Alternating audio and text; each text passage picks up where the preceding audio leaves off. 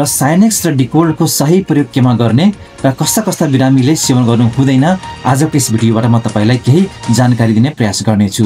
पहिला नम्बर तपाईले बुझ्नु पर्यो यो साइनेक्स र डिकोल्डमा यो तीनटा कम्पोजिसन रहेको हुन्छ।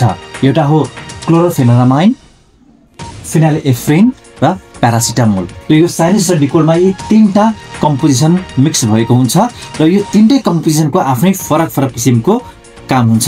जस्तै यो क्लोरोफेनोरामाइनले योले के काम गर्छ, एन्टी एलर्जीको काम गर्छ। जस्तै कि तपाईलाई कुनै किसिमको एलर्जी छ, जस्तै नाकबाट आछु आछु आउने, नाकहरू चिलाउने, नाकहरू बग्ने, त्यो अवस्थामा चाहिँ यसले एलर्जीलाई कम गर्छ।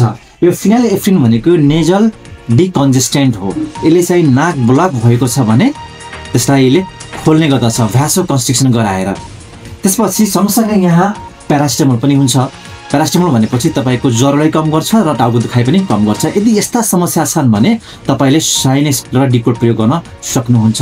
तर कस्ता कस्ता बिरामीले यो साइनेक्स र डिकोल्ड प्रयोग गर्नु हुँदैन त अलिकति सावधानी अपनाउनु पर्छ।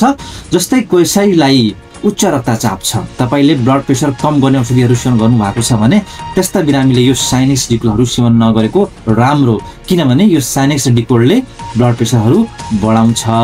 कसरी बढाउँछ? तपाईको यो फिनाइलएफ्रिन भन्ने जुन कम्पोजिसन छ यो भनेको नेजल डिस्कन्जेस्टेन्ट हो। यसले के गर्छ त रक्तनलीलाई साँघुरो बनाउँछ र साँघुरो बनाइसकेपछि त्यहाँनिर रक्तचापहरू बढ्न सक्छ र यसले हार्ट एट्याकको जोखिमहरू बढाउन सक्छ। त्यसैगरी प्रेग्नेन्ट वुमेनले पनि यो औषधिहरू सेवन गर्नु हुँदैन, स्पेशली फर्स्ट ट्राइमेस्टरमा, किनभने यो आमाको तर्फबाट बच्चामा जुन रक्त प्रवाह हुन्छ त्यो घट्ने गर्दछ, जसले गर्दा कि बच्चाको राम्रो विकास हुन सक्दैन अथवा चाहिँ लो बर्थ वेट भएको बेबीहरू जन्मिन सक्छ।